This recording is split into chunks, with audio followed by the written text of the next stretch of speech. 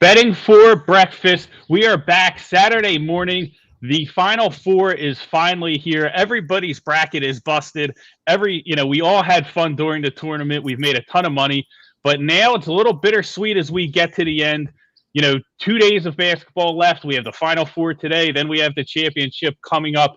Two great games. We're going to break it down. We're going to talk about what sides we like. And then at the end of the episode, we're going to talk about some MLB. I have Tech Money with us. He has some MLB chin music for the books. He's going to fire away. And then I have Mike Gresco with me as well. He's going to have some plays. I'm Mark Drumheller from Fox Sports The Gambler. And, this is one of my favorite days, to be honest with you. The Final Four. This is like the end of college basketball. And like I said, it's a little bittersweet. We had so much fun in the tournament. Mike, I'm going to start with you. Tell us a little bit about, how the tournament went from you from a betting perspective, some of the teams that were really profitable for you, during the tournament. The first two rounds, I always do pretty good the first two rounds. Sweet 16 is where I usually fall off, and that happened again this year. Alabama killed me in that game. They just completely forgot how to shoot free throws, man. They went cold from behind the arc. They killed me against UCLA.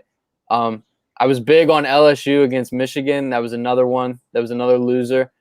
But Villanova came through for me a couple times, and I've been riding that Gonzaga train.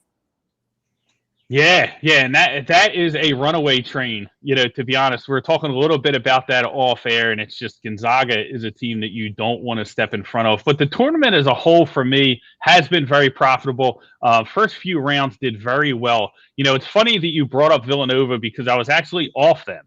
Being from Philadelphia, it's a local team. I saw the way they finished down the stretch. I was just very unsure of what they would look like in the tournament. I think a lot of people were. And I know Winthrop was a hot team for a lot of people. I liked Winthrop. Actually had a little splash on them getting to the Sweet 16 because I knew that they would get that nice second round matchup if they got past Nova. Didn't happen. But that was really how I attacked the tournament was, the first couple rounds, obviously, we're going to play those games. But going into it, I really put 4 or 5 bets on some of the teams to get to the Sweet 16. I had Oregon, I had Arkansas. Those paid out. Teams like San Diego State obviously didn't make it, but it's been an extremely fun tournament. Tech, I'm going to go over to you and ask you, what was one of your biggest takeaways from the tournament as a whole? So one of the biggest takeaways as a whole, and then it ties into the tournament, was because by the time we got to the tournament, we saw this across the board, was at least with 2021 with the COVID scheduling, you didn't see consistency when a team played another team for the second or maybe the third time. But if you saw that consistency, that and then you started looking at data and doing analysis around that, it really speaks volume. So a lot of times you had a team that played one time in January, they win by 20. Then they come back at the end of February and the other team ends up winning by 6. The variations were crazy. So one thing I took out of this year right off the bat to answer that question was don't just look at game 1 and don't look at game 2. If anything, if I saw consistency, and then that maybe had me look at some of the strengths and see where we are. And some of those teams lasted into the tournament, if you recall, if you kind of take a look back at those teams. Yeah, definitely. And that was the weird part about this season is, some teams just had so much familiarity with others. Mike, when you looked at these teams, when you're betting them, and I think the hardest part is, we're at the Final Four now. We have these two big favorites. When the tournament started, it was pretty much Gonzaga, Baylor, and then there was a gap, right? It was like, can these Big Ten teams really compete with those two teams, when it comes down to it? And, now we're seeing Gonzaga and Baylor being there at the end. One of the things that we're going to see from Baylor today is how they can handle adversity. They're playing a tough Houston team. We're going to get into that game. But, the one takeaway that I have from this tournament is if we get to the end and it is Baylor and Gonzaga, these are two teams that have been blowing everybody out all year. Baylor went through a little bit of adversity with the COVID thing. They lost 2 games, but, for the most part, they've been blowing everybody out as well. Not a lot of tight games. I think Baylor only has 2 wins within 5 points or less, which is very significant considering the line we have today is 5. What is your take on that with those teams? We could see two teams at the end here that really haven't been tested that much. I think that's the matchup that college basketball needs after no tournament last year. NCAA needs that matchup. It's basically been Baylor and Gonzaga been on a crash course for each other all year. Baylor did fall off a little towards the end, but they ran into a real hot Oklahoma State team. But I go to West Virginia University, and I was very impressed by Baylor when they came to Morgantown, and they ended up pulling out that win in Morgantown against WVU. That was a great game. That's probably one of the top 5 games of college basketball this year. But I just think it's Baylor and Gonzaga are going to be too much for their opponents today, and I think we are going to get that matchup on Monday, and I think that's just going to be a great game. Yeah, that's the matchup everybody wants to see. That's the Ali Frazier. That's the marquee showdown that people have been waiting for. And listen, everybody that's listening to us, before we get into the analysis of the game, I appreciate you guys tuning in. If you have any plays, hit us with the comments. Smash the like button on the YouTube channel. If you're watching on Twitter, go over to YouTube. Make sure you watch it there. That is the best place to help us, to support us in Heat Ratio Sports Network. We're under the Heat Ratio Sports channel. And if you subscribe to the Heat Ratio Sports channel, you automatically get entered in for a Yuengling prize pack. The prize pack is awesome. I'm going to put it up right here. Aaron Nola doing some great things with Yuengling for all you Philly fans. You get the hat, you get the shirt, the bag, the beer, the cup, the ball. You get the whole 9. The great people at Yuengling, putting out these prize packs is a lot of fun. It's free. Everybody loves free stuff, right? And sports bettors, we deserve some free stuff every now and then. So go subscribe to the YouTube channel, Heat Ratio Sports. But let's talk about how we can win some money today, right? And that's really what it's about. The first game on the board, Baylor versus Houston, spread 5, total 134.5. Now, the line has been moving a little bit in some spots. It's going to be interesting if we can get this to 6. If you like the Houston side, you can get it at 5.5 at BetMGM, DraftKings Sportsbook. Sugar House, it looks like Unibet has it at 5.5 as well. Still some 5s out there at PointsBet and FanDuel if you're on the Baylor side. The total is starting to creep up a little bit at 135 in some spots as well. Kind of split between the books. It looks like half on 134.5, the other on 135.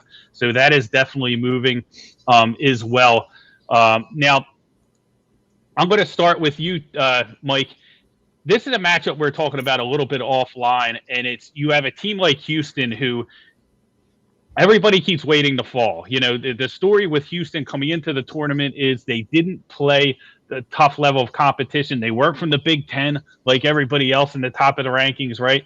And it was, how are they going to deal with adversity in the tournament if they played some stiff competition? And, the way the tournament worked out, we really didn't see that all that much.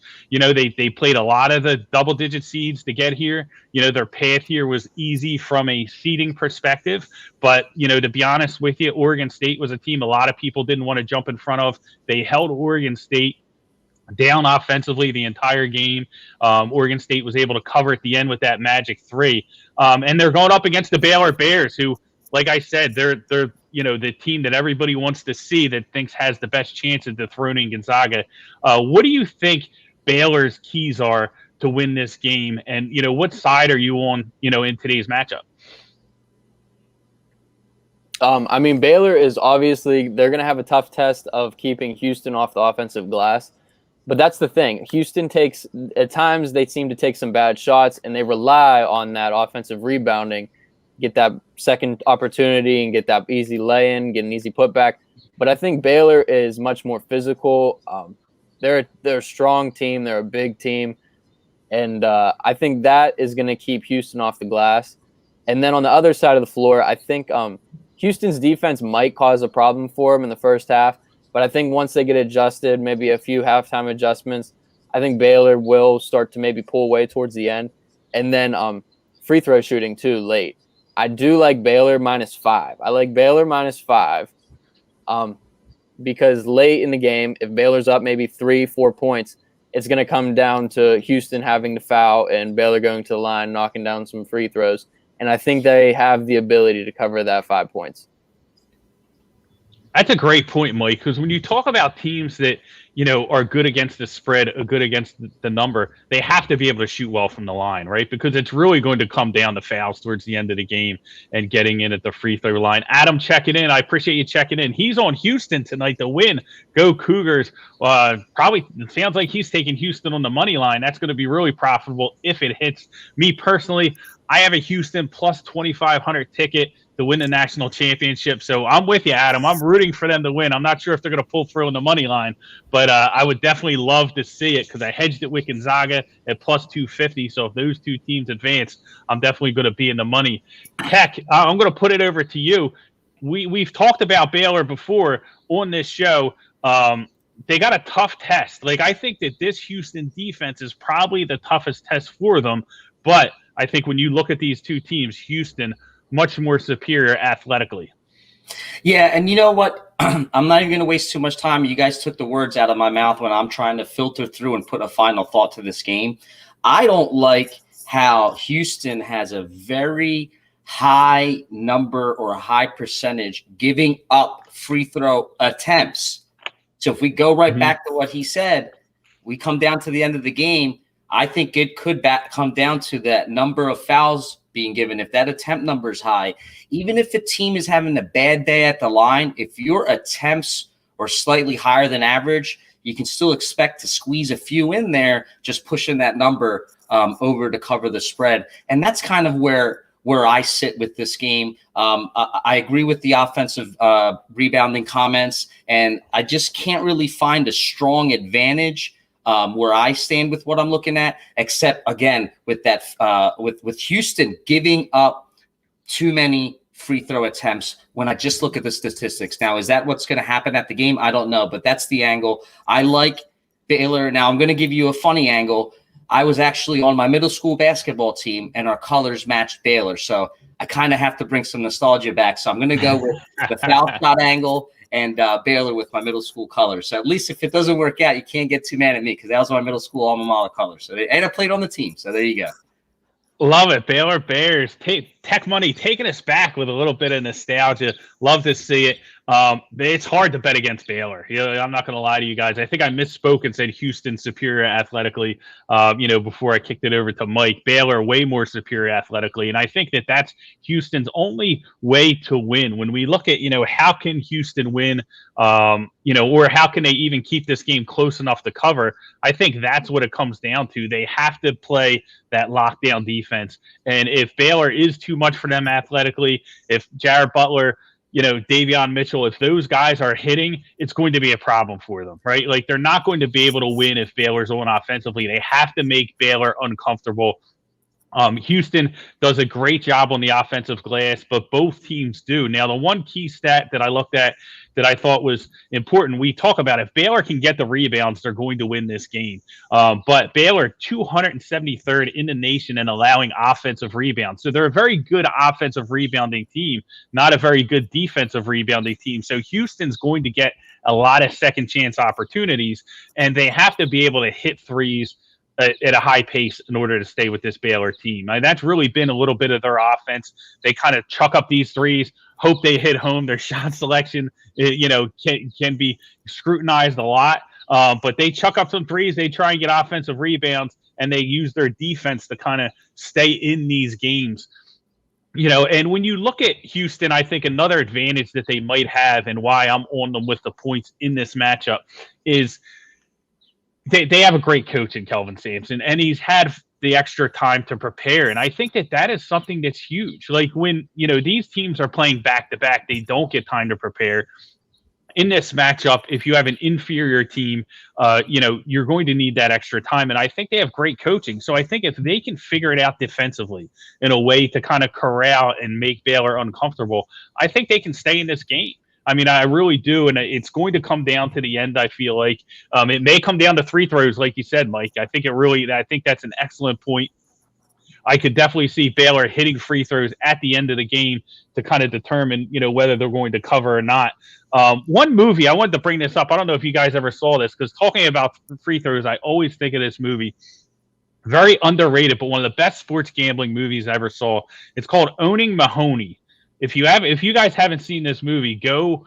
You might have to watch it on YouTube. I had to watch it on YouTube. That's how underrated it is. You can't really get it on Netflix or anything like that, but it is just a hilarious movie. And there's one scene with the main character, like he's literally like in front of the TV, like he's trying to have like dinner, with his wife. She invited like friends over for dinner, and he's literally like praying in front of the TV for these free throws to go in. It's so funny, dude. It's one of the best gambling movies ever. We've all been there. We've all been there. We've all sat there watching these free throws, like our life depended on it.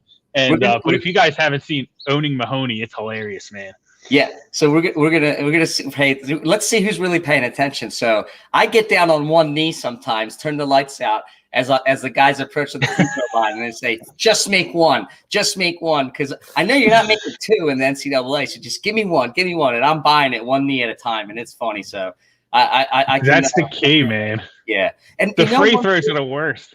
One thing I wanted to mention about the rebounding situation, when I take a quick peek at the Ken Palm metrics and you look at the category for offensive rebound percentage, he has it broken down where you have what I just said, and on the left side, the offensive team, and on the right side, your defensive team. And when you look at the defensive side on that category on the number, there's literally about a 10% differential between Baylor on D versus I'm sorry, I'm not talking about rebounds. I meant free throw attempts. Sorry about that.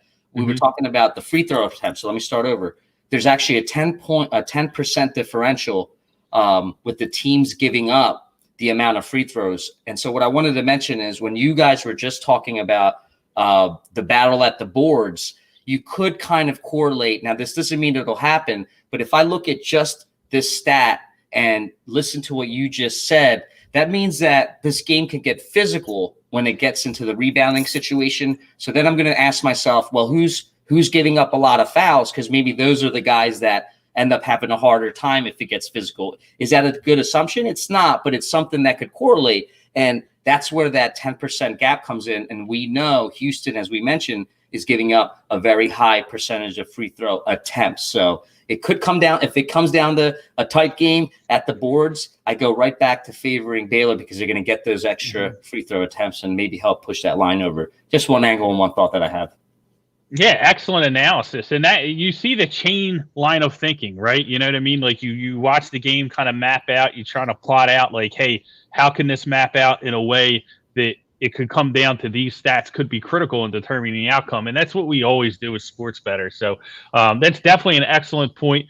Just want to clarify for the people, right? I'm definitely betting Houston. Tech Money, not an official play today, right? Just rooting for the Bears. That's the middle school team. That's correct. So that's the middle correct. school colors. So I don't want Twitter getting on you. If this is an official play, the official plays will come later for the MLB, right, Tech? That's correct. That's right. All right, perfect. So, Mike, let's talk a little bit about, before we move on, about the total. The total coming in at 134.5. We talked a little bit offline about this. I think it's up to 135 at some point. What do you think needs to happen in order for this game to go over? Because I think in our discussion a little bit earlier, we were both kind of leaning towards the under. We think that it's going to be, a defensive game, a lot of rebounding, with Baylor and Houston. Are you still leaning on the under in this matchup? Yes, I am still on the under.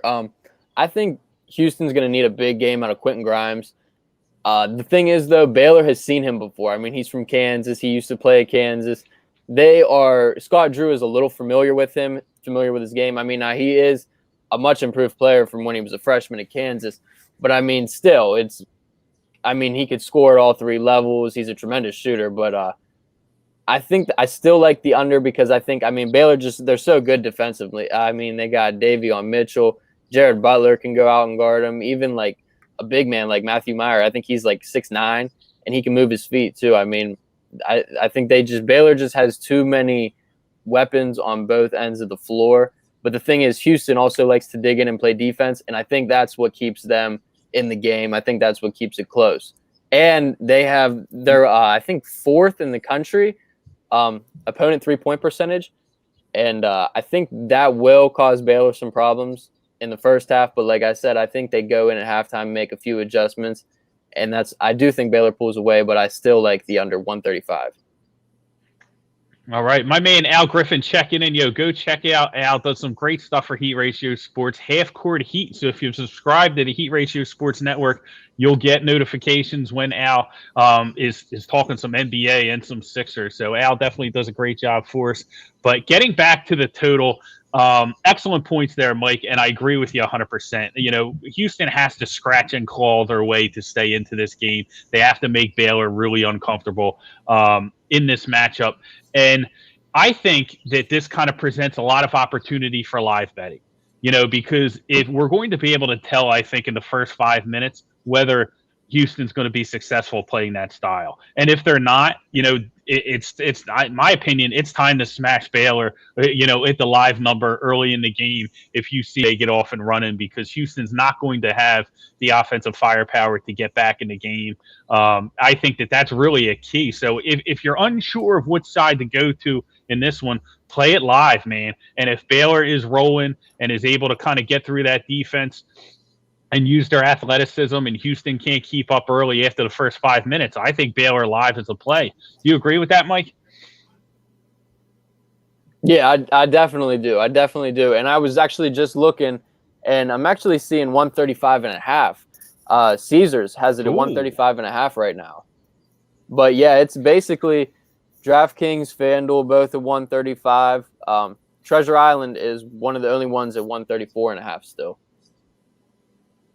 Interesting. So that so number's the going total up. is moving up. Yeah, that number is going up. So if you like the under, wait till right before tip, smash it there, right? No reason to bet it right now. See if you can get another half point or another point before tip off. So guys, I think we did a great job breaking that one down. It's going to be an excellent game. This is definitely going to be the more competitive game of the two, I think. You know, lots of fun seeing this stylistic matchup. You know, I do think, when these two teams, when we talk about it, Baylor is the team that people really want to see, because this year it's all about who's going to knock off Gonzaga, right? And Gonzaga is the runaway freight train.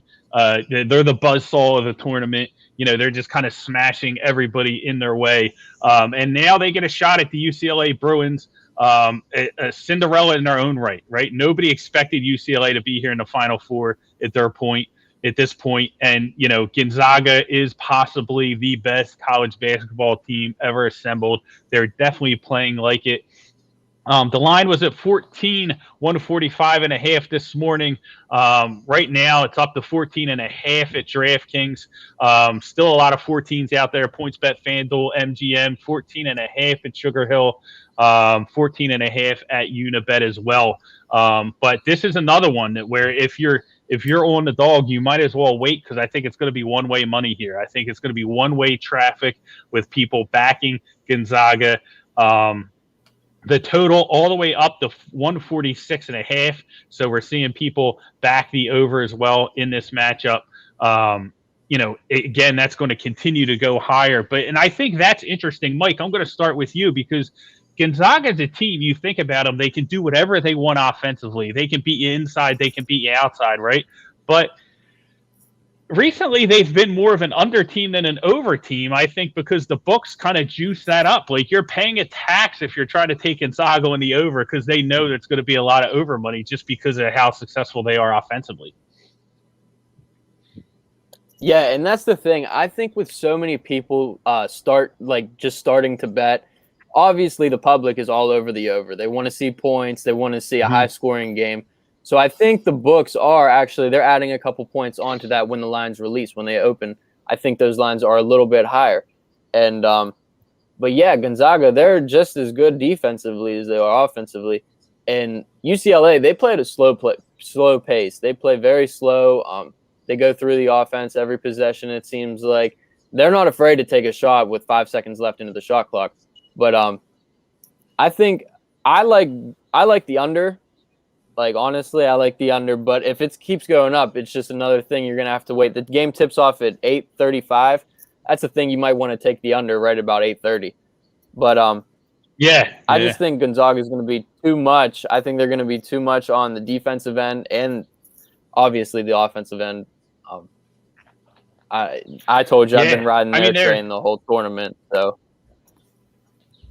I'm all over them. Yeah, I made a mistake. I kind of stepped in front of them with USC and paid the price. The good news about that was I knew after the first few minutes that it was over. I didn't have to watch the game. I knew I lost the bet taking USC there. But that's a perfect example, right? You look at USC, you look at their defense, you look at their length, what they can do defensively, the style that they play. And they were the perfect team, I thought, to give Gonzaga problems. And they still got completely smashed. They stood no chance against Gonzaga. And that's what you have with this team. I mean, they went in and they out-rebounded USC 41-29 in that matchup. Completely rolled all over them. Suggs and Timmy beat you inside and out. You have to be able to shut down the lanes with this Gonzaga team in order to have any chance. And I think we saw that against USC. They just couldn't do it. Gonzaga did whatever they wanted on offense. They're the number one scoring offense in the NCAA, number one in field goal percentage. And, they're going to continue to roll in my perspective. When I look at this, nobody has come close to touching them. West Virginia, only team to stay within single digits. So now we're looking at a 14 and a half point number here. And I don't think the books can make this line wide enough, to be honest with you. I think you're going to get Gonzaga money no matter what. They can move this to 15, 16. I would still lay it with Gonzaga, to be honest with you. I think this one really has the potential to get ugly. What are your thoughts on this matchup, Tech? Yeah, I just can't get over one aspect of it, and you guys kind of covered it. UCLA plays at a very slow and concise pace, I'll call it. But then when you look at the metrics just on paper, Gonzaga plays very fast. So when you look at just the metrics, even looking at Ken Palm, you got average possession length on UCLA on offense. They're ranked 319th. I think you got 345 or something teams in the league. Don't quote me on that. That's bad. Bottom of the barrel. So bad isn't. It's not. I shouldn't say bad. It's a slower paced offense, right? So you imagine that. Now envision this. At the same time, you have Gonzaga 14.3, the third fastest paced offense in the league. Now that speaks volume, because now if I envision this game just with that angle, who's going to then control the game? Does UCLA show up and say, hey, this is our court, you're going to play at our pace? Or does Gonzaga show up and say, hold on, you're going to play at our pace? And with that being said, as much as I've loved what UCLA has been up to, I love watching their games in the Pac-12 this season. Even early on, they've won some and lost some, but they're fun to watch. I think Gonzaga, at least I would have the game plan of coming in thinking, we're the big boys, we're the big dogs. This is our court no matter where we are. This is our game. This is our league, our season, and our conference to win. And, we're not changing anything we do, so you're going to play in our house our way. That's how I look at it, and that's why I think you're right with that line. I don't know what the right number would be, but I just think if that angle I just mentioned was the focal point of how that game's attacked as a pregame plan, I just think Gonzaga has full control of what the outcome will be, and I don't know how bad that outcome could get. Yeah, that's the thing, with this matchup is, UCLA, I feel like I don't feel like they have a chance, right? Like the main question is, how do you beat Gonzaga? You don't. But if they do for them to even keep this game close, I think they need a huge game from Juzang. I think he continues to need to be on fire. And it's hard. It's a lot to ask of him, I feel like, in this spot, especially if Gonzaga is often running, controlling the tempo. And now you have Juzang, biggest spot of his career, right? Playing the best team of all time, in the biggest spot, in the Final Four, on a bad ankle that got re-aggravated, right? So he's not even really 100%. UCLA is a team that I think is just streaky offensively to begin with. And now going up against such a team that's so strong defensively, I don't think they have the interior presence to really even make Gonzaga a little bit uncomfortable. I think Gonzaga is going to do whatever they want in this one, Mike. Yeah, and I think what this game is, I think it's very comparable to the second round matchup between Alabama and Maryland. Maryland is a team like UCLA. They play slow pace. They like to dig in and play defense. In Alabama, they are like Gonzaga. They like to play high tempo offense, but they also had a pretty good defense this year. They exceeded my expectations on the defensive end of the floor. But the thing is, I think Alabama started hitting shots early on. and that forced Maryland to play up to their pace, and that ultimately just killed Maryland. Like, I mean, Alabama blew them out, covered easy. I think that's kind of what if Gonzaga is hitting their shots early on, that's going to force UCLA to be uncomfortable, play up to Zag's pace, and I think that is going to that's a recipe for disaster for UCLA. And I've said it all year, like Gonzaga, it always seems like they've always had a good team these last 10 years. They've been up there. They're in the conversation every year. But this year they got a player like Jalen Suggs that I think that they've been missing. He just takes them over the top. They haven't had a guy like him, like a top 5 NBA pick. Like, they haven't had a guy like him. I mean, they've had like Brandon Clark, but just he's not comparable to what Jalen Suggs brings to the table. Yeah, 100%, man. I think this is just so much to ask out of UCLA. And I listen, not to be dramatic, right? But like, I think that this could easily be the 20, 25 point game. Like, I think Gonzaga could just completely run away with it. I just don't see any way that they stay close. Listen, I burnt my hand on the stove going against Gonzaga, against USC. I'm not going to let it happen again, right? I learned my lesson, not going to touch the fire. I'm just going to let Gonzaga do their thing.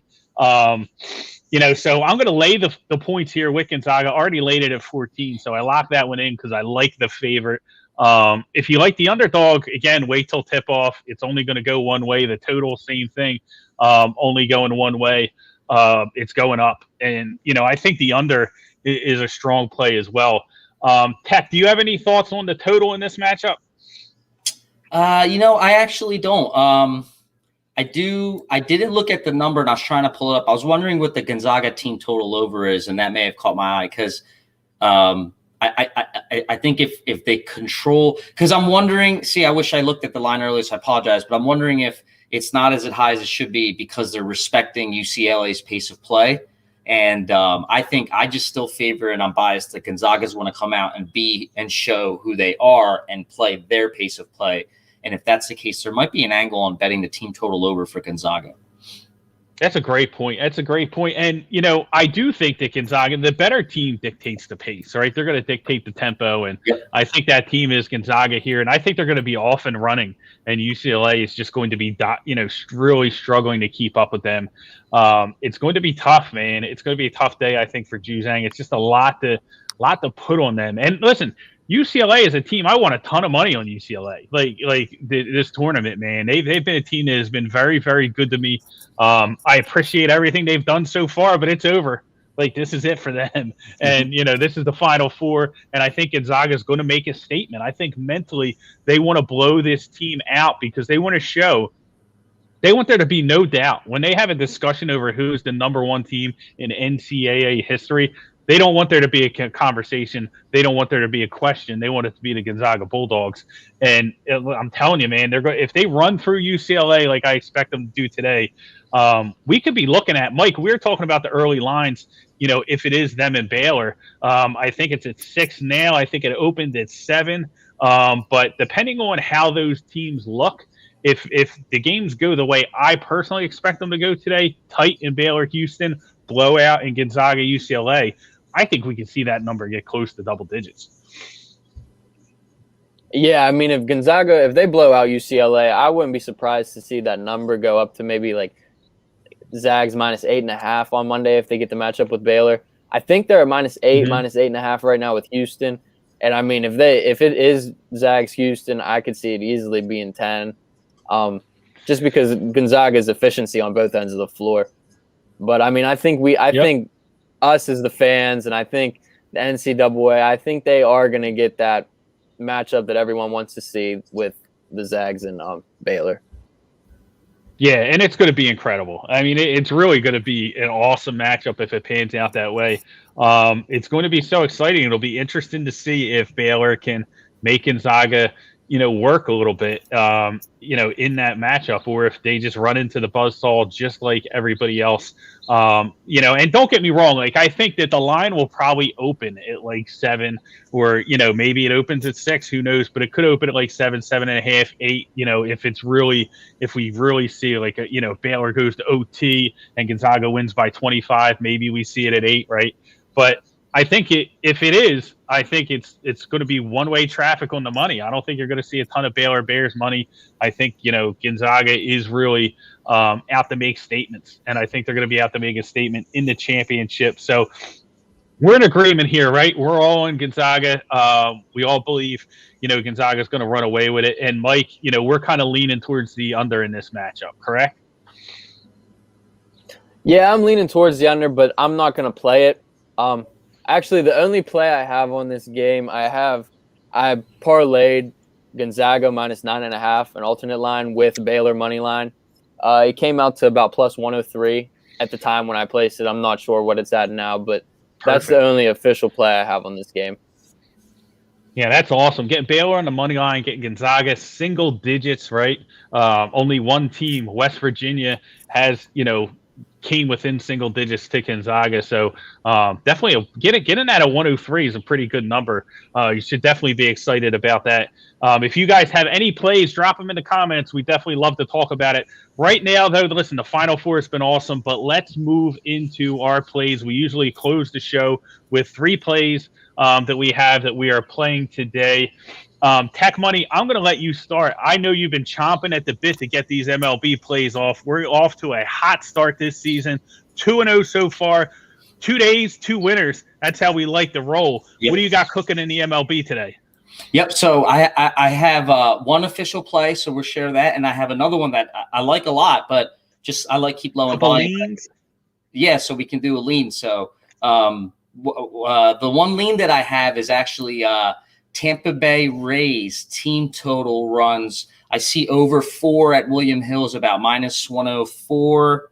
Just want to make sure I'm at the right line at real time. Minus 103 over 4. I like that. If you're a guy that doesn't mind paying juice and your book offers it, that over 3.5 looks like for Tampa Bay is only 135. So I actually suggest if you can get over 3.5 Tampa Bay Rays, 135. I like it. I like even 4. And here's why, because if you if you haven't been following me, there's something I call the Tech Money trifecta. We'll keep it quick. It's basically when a pitcher has 3 categories that are a red flag to me. Okay, so it's you're looking at the walk percentage. It must be above 10%. Your ground ball percentage below 38%, and your hard contact above 41%. And what you get, almost 3 of them out of the pitcher in Miami. But I don't want to get into too much detail, waste time.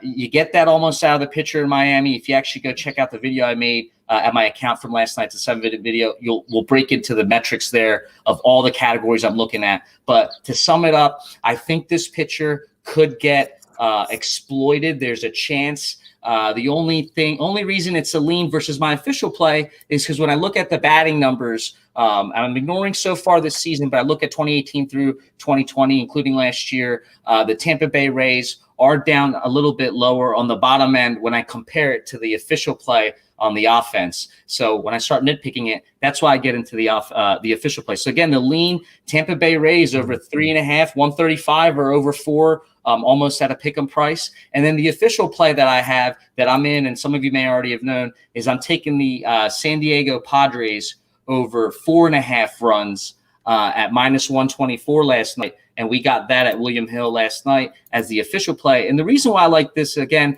is that trifecta strategy. We're going against Caleb Smith.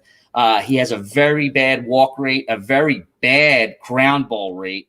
The hard contact rate, I wish it was a little bit worse. So go check out the video, see the details. He does strike people out. But what you get here, again, is you get one of the number 1 offensive powers on offense. And I'm not just saying it by looking at box score. We're talking at on-base percentage, WOBA, ISO numbers. They're the strongest team player by player with a hard hit percentage. So when we're attacking an official bet, a team total run bet through my strategy, we're not only exploiting a pitcher. If you go just look him up, what he's done, and his spring training numbers are bad. In fact, Mark mentioned we're 2-0. We did look at spring training for those pitchers. We attacked Bumgarner. We attacked Heaney. This guy's got even worse numbers in spring training, and I'm expecting that to roll over. If it doesn't, look, we can't win them all. But to sum it up, the official play is the Padres, because you get the bad numbers out of Caleb Smith. You get the bad spring training out of him. You get one of the best offensive powerhouses on metrics. I understand we betted a little early. The lines aren't out. I understand the temperature's a little cooler. That doesn't favor the bats, but we don't really have a severe wind issue. And I just think the power speaks for itself. So again, the official play is over 4.5 runs, San Diego Padres team total. I got it minus 124 William Hill, and a strong lean for that Tampa Bay Rays over 3.5 or over 4 if you like that. But again, the reason why we took one or the other is because, just to sum it up, the Tampa Bay Rays, if you compare them to the Padres bats with the categories I mentioned, WOBA, ISO, hard hit, the Rays are kind of down towards like the 20. They're down towards the bottom of the league, believe it or not. And the Padres are up at the top. So when you're just kind of nitpicking which one you want over experience, I just have to go with attacking the pitcher that's exploitable with the bats that can come in and bashing, and that's your San Diego Padres. So that's the official play. Love it, love it. And you can get analysis like that every day. Just follow Tech Money. He has a separate handle, the Tech Money Trifecta, I believe. Correct me if I'm wrong, Tech, but and he's on it every day. He's putting out videos. He's explaining the analysis, explaining the information behind it. And that's really what we're all about, is providing you the better with information, and you use that information the way you want. Maybe, Tech gives you this play, says, play the over, the team total over at 4. You look at it and you're like, you know what? This is something that I'm a little bit unsure of. Maybe I play it at 3.5. Maybe I play it at 5, right? And really try and get some plus money. But use the information, to your advantage, and create your own plays. You know what I mean? You don't want to just, blindly tail people, but, take the information that they give, and you get that analysis every day with Tech Money, doing great things over at your account, man. And I'm excited. Tech, I'm not even a baseball fan, but you get me excited for baseball because I know there's going to be some money on the table. Hey, that means I'm trying. I'm just trying, and I appreciate that.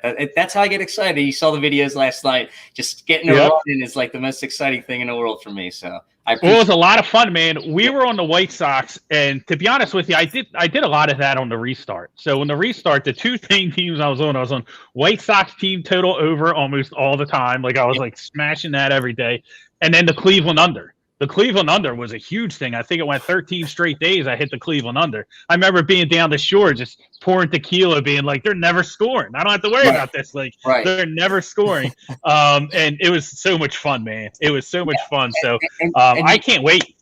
Yeah, and just to throw this out there, you mentioned Cleveland under. So Cleveland Indians actually could have been a third lean. I was pushing it, and here's why: because you're going against Julio Teheran. I always get his name wrong, and it's just debatable how you look at him. I didn't really dig into the spring training, but he does give an atrocious walk rate. It's above 10%. The ground ball is almost a red category, I call it. The hard contact isn't red, but it's almost up there. But here's the caveat to this: there's strong winds, I believe, that I saw this morning that are going to negate. They're coming into the field from outfield. I forgot which angle. So that's going to negate that. And why it negates it and turns it off of a lean, because I don't want anyone just putting in volume, is because you got to understand the Cleveland Indians also aren't that savvy on the offensive side. Actually, their hard hit percentage is actually one of the worst in the league. So when we're trying to play these team totals with what I mentioned, you kind of can't use what we have against the wind to exploit it. Can it work? It should work. I mean, these are professional Major League Baseball players. By the time you get into the bullpen of a Detroit Tigers team, you should be able to get 4 runs in. But we see how that's happening, and they're saying that the balls aren't juiced. So I love how you mentioned that, Cleveland. I'm not saying to go look at the under. I'm just saying to get you out there to give you an idea of what kind of content we're looking at. Cleveland Indians team total almost made the radar for a lean, but not anymore because that offense is a bit weaker than the two we talked about, and that weather's getting in the way. So I love how you mentioned Cleveland and talking about that. Yeah, I mean, I was taking the straight unders, not even the team totals under. Right. It didn't matter who they were playing. They were pulling. They could pull the highest hitting team down. They were so bad offensively. Absolutely loved it. It made a lot of Cleveland money during the restart. There was a lot of fun. But I'm going to get into a couple games here. I'm going to fire off one and then kick it over to Mike. And I'm going to start in the NHL. With the hometown Flyers, and the Flyers over has been a play I've been doing a lot lately, and I think today's another opportunity. Got it at 5.5 early this morning. Flyers defense is atrocious. Now the goalie's shaky. They're not doing anything right. They're running up against a team now that can score some goals. Flyers 3.63 goals per game, second worst in the NHL. definitely taking the Flyers over today. And another NHL play I have, I've been doing these third period totals. PSU Auto on Twitter puts out all the data every day that you need to look at that. I'm taking the Tampa Detroit third period over 1.5 minus 180. So you're betting into some juice. So if you don't want to bet into that minus 180, attach it to a parlay, attach it to something else you got cooking. I personally don't recommend parlays. Don't play parlays, but if you don't want to bet into the 180, that's an option you can do. It's up to you. Do what you want to do with the information. But this one's going over the 1.5. That's really what it comes down to. Tampa's been over the 1.5 in 8 of the last 10 games. 70% they've been over the 1.5 in the third period during the season. So they're up against Detroit. Detroit allows the 7th most goals in the NHL. Tampa is the 2nd best offense behind Colorado. So I think this is an easy one. It's a nice layup we get on a Saturday. Take that, you're going to bet into it. You're not going to pull the profit out as much as minus 110. You're betting in the minus 180, but a winner's a winner. And as long as we end up in the plus, that's what matters. Mike, I'm going to kick it over to you. Do you got anything else cooking today? Yeah, I was actually glad that Tech started on saying how much he likes the Padres, because I was all over the Padres today. Actually on the run line, -2. I played a -2 plus 125. Joe Musgrove, I'm a Pittsburgh area kid, and he was a decent pitcher for the Pirates. Young guy that, I just think he's going to thrive out there in San Diego now with a team around him, a good defense behind him, a pretty big ballpark. And then the Padres, they're young. They can hit the ball. They're just everything, man. I love the Padres. I jumped on that bandwagon last year, and they're fun to watch. So yeah, that's about all I got. That's my only. I haven't really gotten into baseball yet, but once basketball ends and I start watching baseball, then I'll have more stuff for baseball. Yeah, awesome. You get a chance to dig in. That's the hardest part. When so many things are going on at the same time, it's like you really have to pick, what you're comfortable with, what you feel like you have good data in, and what you can take advantage of and find an edge. But yeah, the Padres are a lot of fun, man. Tatis and Machado, those guys smash the ball. I was on Blake Snell last night, the over strikeout total, 6.5. I went to bed. I'm not going to lie to you. He had like 5 strikeouts after the first 2 innings. I was like, I got this. I woke up, saw the green 1 on the bet ticket, knew I was in the cash. So Padres, ton of fun. Definitely going to play. I might play both of them, to be honest with you. Maybe I'll play the run line, end the team total over. We'll all be winners.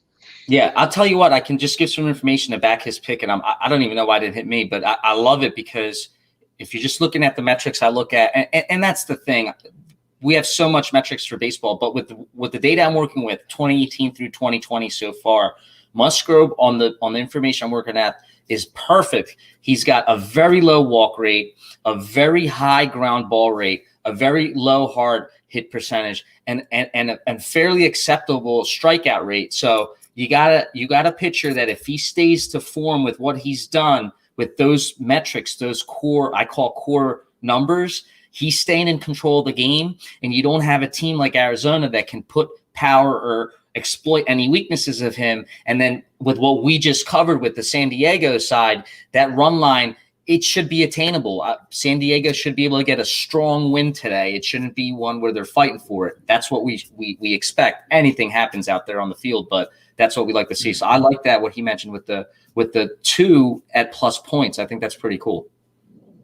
Hey man, there's one thing I like, and that's plus money. So maybe I do the -2, I get the plus money instead of betting into the worst number. If they can get it, they smash the ball, man. I think I'm in agreement. Might be one I'm going to play. I have one more play before we get out of here. FCS College Football, been digging in all year, been a little bit up and down. It's been a little tough. A lot of these teams are quitting. They're just they get some injuries and they just pack up and they're like, hey, we'll see you in the fall, right? It's been a little tough, but I think there's a spot today that I really like. Nicholls State -13.5 against McNeese State. McNeese State stinks. They might be the worst 2 and 3 team I ever seen, to be honest with you. If we look at the common opponents in this matchup, they lost to Incarnate Word 48-20. Nicholls trounced Incarnate last week 75-45. Put up 75 points against Incarnate. And then, this McNeese State team lost to Lamar. outright in a game that I was on Lamar, where I faded McNeese State. Nicholls State steamrolled Lamar 55-0 earlier in the season. So there is just a huge gap between these two teams. And I think that this line is short at 13.5. And, I think that Nicholls State has motivation here to really blow this team out. Now, we saw last week they put up 75, against Incarnate Word. So they're going to score as many points as they can. They're not going to stop scoring. So that makes the 13.5 less valuable if you're the underdog, more valuable if you're taking the favorite. And Nicholls needs to run these games up because they lost to Sam Houston by 54 points in a matchup that was going to determine the winner of the Southland Conference. So now they can't get the automatic bid into the playoffs. They have to win, and they have to win by wide margins in order to get considered for some of these at-large bids. Only 5 at-large bids out there, so they really have to make a statement in these last couple weeks of the season, and I think they're going to do that today. I like Nicholls State. I'm going to lay the 13.5 here, and I think they blow McNeese State out of the water in FCS today. So make sure you jump on that if you want to watch some football before March Madness starts. But guys, awesome show today. I had a lot of fun. Mike, real quick before we get out of here, tell people where they can find you. Mike is one of the best followers on Twitter as far as college basketball. Really has some great stuff out there. He's been winning all season. Mike, currently broadcasting journalism major, right, at West Virginia University, getting ready to graduate. Big things in his future. Mike, tell people where they can find you. Yeah, you could just follow me on Twitter. My @ is Michael J. Gresco. I'm sorry, I didn't put it in the title right there, but it's my name and then just add the J in the middle, and that's it. I had a hell of a college basketball year. I did pretty well in college football last year and the NFL as well. But yeah, that's another reason why I'm not really into baseball yet, just because I got a month left of school before graduation, and then I'm gonna start focusing on what I can. Maybe take a couple months off and just relax for a little bit and hang out before I really start working in the real world. Yeah, absolutely, man. Start firing away. Hey, take that downtime, decompress, and then get ready to, to fire away. But awesome stuff, man. Had a blast following you during the season, especially college basketball. Tailed you a lot, got a lot of winners. So everyone out there, follow Michael and Tech. Appreciate you coming back on again. Look, It looks like you got a little fan club with you. Yeah, it looks like my 5-year-old wanted to drop in. I guess she missed me. So I think that's going to bring us luck on this video. Hopefully we'll sweep everything we talked about. But Happy Easter. There we go. Happy Easter. Happy Easter. That's right. Happy Easter. Happy Easter. You can follow me at TechMoney at TEKMUNNEE. And as Mark mentioned, I opened the separate account. It's free. It's open to everybody. Just follow me there, and then you'll be able to see what that other account is. It'll be easier that way. And that's where I'm going to put my official MLB plays and content out. And I hope to help you guys make better decisions. And even a lot of you guys can get help with your fantasy lineups, because it's hard to do it wrong if you're not looking at some of these metrics. That's all I'll say with that. So again, I appreciate being on, and I hope you guys all cash your tickets. Absolutely. Thank you so much to both of you guys for hopping on. I had a blast. Can't wait to do it again. It's going to be a long summer, man. We'll have you guys on again for sure. And give out some winners to the people. That's what it's all about. Hopefully everybody's winning today. We cash our tickets, big Final Four, and then we come back for the championship. I can't wait. It's going to be a lot of fun. Everybody, thank you for tuning in. Make sure you subscribe. Heat Ratio Sports. Smash the like button. Share the episode. Tell all your friends. You automatically get entered for a Yingling prize pack. Baseball and beer is back. We're here to help you be a part of it. So subscribe. Get entered in for the Yingling prize pack. And hopefully everybody